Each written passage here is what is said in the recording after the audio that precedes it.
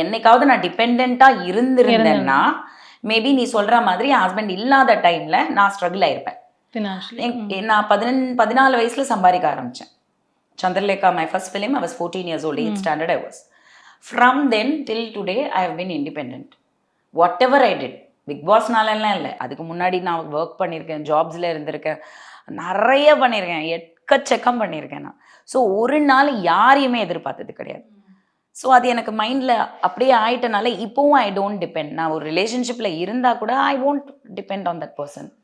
I am a very எமோஷ்னலாக depend.